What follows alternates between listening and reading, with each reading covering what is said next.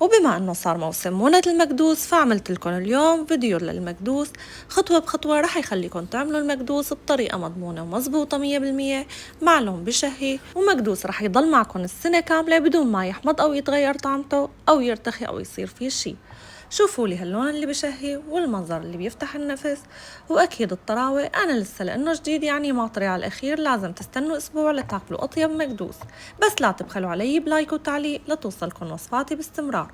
وهلا خلونا نبلش. انا استخدمت الباذنجان الحموي، اذا بدكم لون باذنجان حلو لازم تستعملوا الحمصي او الحموي. بنحطهم بطنجرة وبعدين بدنا نغمرهم بالمي. على الوش بدنا نحط صحن أو تتقيلة وبعدين بدنا نحطهم على النار، وأكيد بدنا نحط تتقيلة فوق الصحن مشان ينغمر الباذنجان وما يخنق معنا. أنا بعد الغليان أخدوا معي حوالي 20 دقيقة، وهون اختبرت الطراوة. ما لازم يكون الباذنجان طري كتير وما لازم يكون يابس، لازم يكون الاستواء وسط.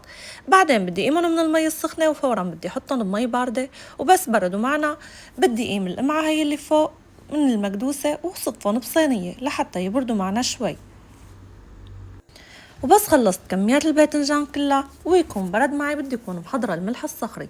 كتير مهم انه يكون الملح اللي بدنا نستعمله للمكدوس ملح صخري مشان ما يهتري معنا المكدوس. الملح اللي بنستعمله للاكل ما بيشتغل مع المكدوس. وبسكينة وبطرف المعلقة بدي اعمل شق صغير وبدي احط براس المعلقة شوية ملح. هلا اذا كان الباذنجان كتير طري معك بدك تكتري الملح بقلبه لحتى يرجع يقسى معك، واذا كان يابس بدك تقلي الملح مشان يطرى معك ما يطلع كتير يابس وقت يستوي.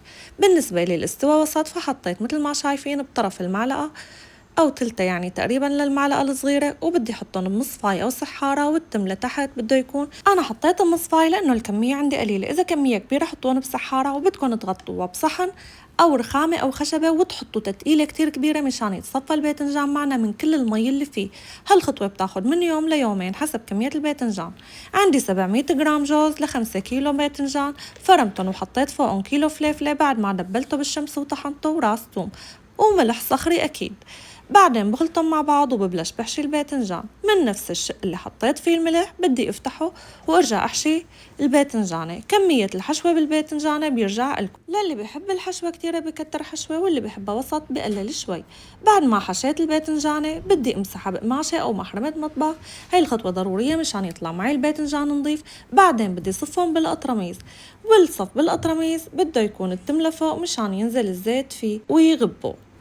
هلا بالنسبة للي بيقول المكدوس بيحمض معه، إذا صفيتوا المكدوس منيح قبل ما تحشوه من المي ما رح يحمض معكم ويضل يحافظ على طعمته كل السنة.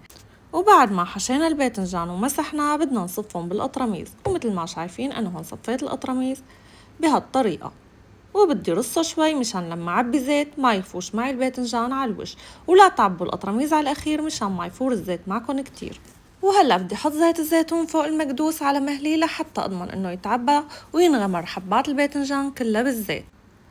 والمكدوس اكيد بده يفور معنا، لهيك لازم تحطوا صحن تحت قطرميزات المكدوس، وبياخد معنا ليستوي المكدوس حوالي 3 ل4 ايام لاسبوع. وهيك بنكون حضرنا اشهى واطيب مكدوس ممكن تعملوه.